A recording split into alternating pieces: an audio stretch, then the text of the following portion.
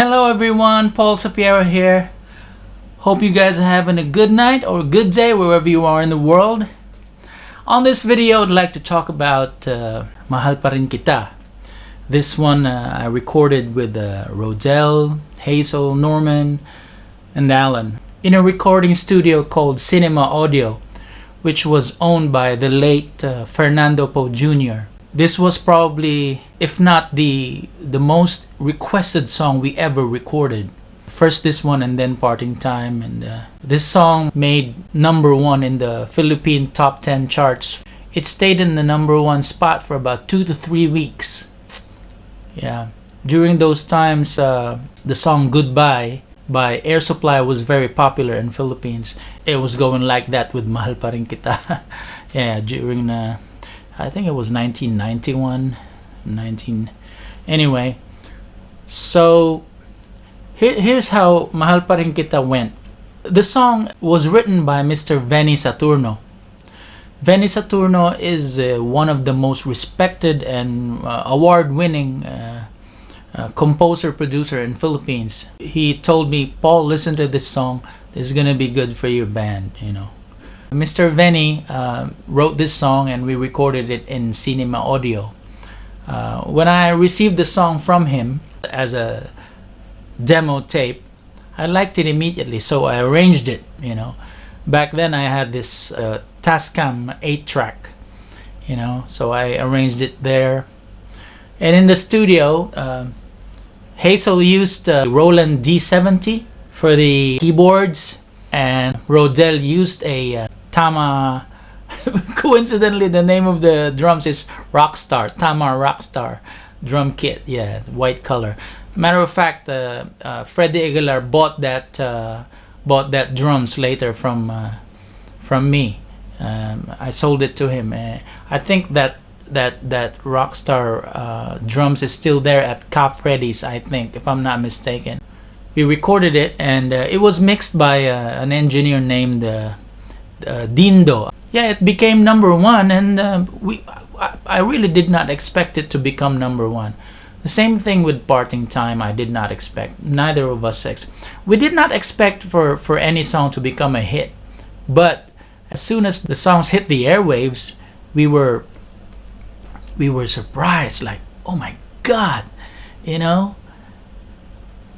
It went #1, and then the record started selling. It became gold, and then it became platinum. You know, man, what's happening? And then we were all over TV. We were all over the radio. We see ourselves in the magazines and the newspaper. You know, mainstream media. But you know, back then we were cute.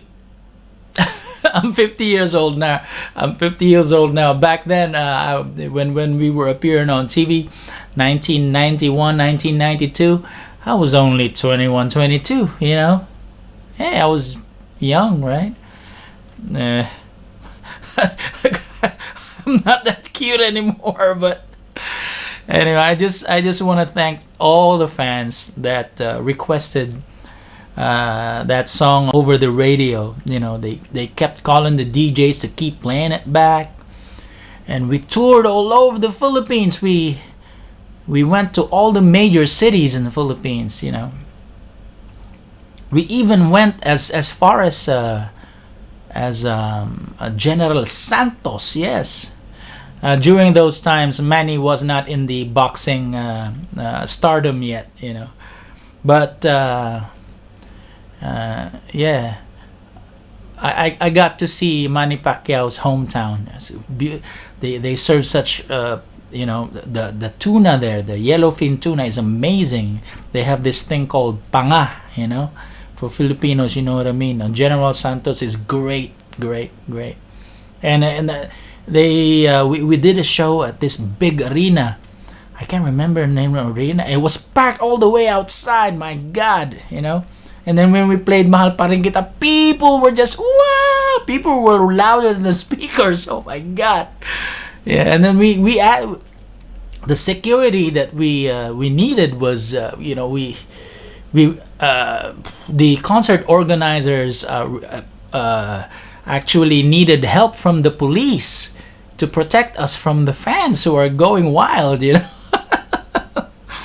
You know, I thought for a moment that I felt like the Beatles, you know. Oh man, we were young. Yeah, those were great times. We had a lot of fun. Yeah, we toured every major city in the country, you know. And so looking back in time, it's now almost 30 years that song in the airwaves, and it's still being played today. You know, you ride the tricycle, the jeepney, the bus. You go to the airport. You sit in a restaurant. You hang out in some street, and you hear your neighborhood. You know, it's all over the FM, the AM stations. It's still there. Just recently, it got used by this telenovela, Ang Provinciano, right? Yeah, Mahal Pa Rin Kita is probably our most successful record. Yeah, it makes me think how fast time flies when I look back. I got a lot of questions about Mahal Pa Rin Kita, especially what guitar I used. Well, I used a Japanese Kramer, right, with a Floyd Rose, just like this one, you know. This is not a Kramer, this is a Fender Stratocaster humbucker single. I modified this, changed the pickup to my configuration. This is a typical American Floyd Rose Strat, you know. But on Mahal Pa Rin Kita, I used that very guitar. It was a Kramer model 1989. It had a DiMarzio pickup on the bridge. I can't remember which DiMarzio though, because I bought that guitar in Japan. I saw it in the music store. I'm like, I fell in love with it.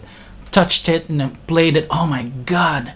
It you know, it's very important when you touch an instrument and it makes you feel like you want to record because of the way you feel when you play it.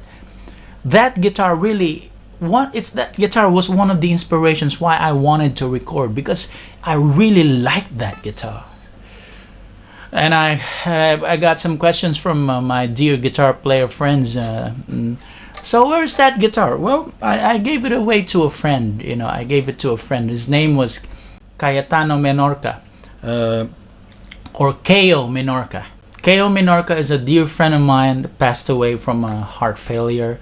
He was a great guitar player. He taught me a lot, you know, so I owe it to him, you know. So I just gave him the guitar, you know, it's his. I haven't seen him in years, and then I heard that he passed away. So I was heartbroken, you know.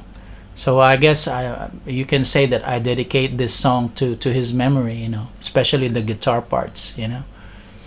Yeah, Keo, we call him Keo. For those who are my friends in Olongapo City and in Angeles, you know who I'm talking about. Keo, right?